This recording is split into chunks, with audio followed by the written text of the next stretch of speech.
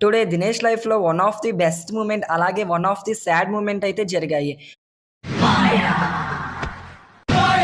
One of the sad moment ఏంటంటే, తను work చేస్తున్న కంపెనీలో దినేష్ అయితే రిజైన్ చేయడం జరిగింది. Because of some issues. అలాగే one of the best moment ఏంటంటే, అదృష్టం చెప్పి రాదు అంటారు చూసారా? ఆ వేలో అనుకోకుండా దినేష్‌కి ఒక ఇంటర్వ్యూ కాల్ అయితే రావడం జరిగింది వేరే కంపెనీ నుంచి. ఇక ఇంటర్వ్యూ పర్పస్ మీద దినేష్ అయితే హైదరాబాద్ అయితే బయలుదేరాడు. ఇక హైదరాబాద్ బయలుదేరిన దినేష్‌కి సెండ్ ఆఫ్ ఇవ్వడం కోసం మేము కూడా స్టేషన్‌కి అయితే రావడం జరిగింది. ఇంకా స్టేషన్‌లోకి ఎంటర్ అయిన వెంటనే సమోసా బాబాయ్ అయితే కనబడ్డాడు. సమోసా బాబాయ్ దగ్గరికెళ్ళి సమోసాలైతే కొనుక్కున్నాం. ఏదో డ్రామాలో వదిలే జోడించుకుంటేస్తాను. అరే దినేష్ ఇంటర్వ్యూకి వెళ్తున్నావు, ఆల్ ది బెస్ట్ రా. ఈడా వెళ్ళిన ట్రైన్ కి తిరిగి వస్తాడు మళ్ళీ.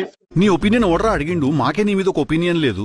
ఇంకా మేము ఎప్పటి నుంచో వెయిట్ చేస్తున్న ట్రైన్ అయితే రానే వచ్చేసింది. ఇంకా రిజర్వేషన్ టికెట్ అయితే కన్ఫర్మ్ అవ్వలేదు దినేష్కి. సో ఇక జనరల్కి వెళ్తున్నాడు.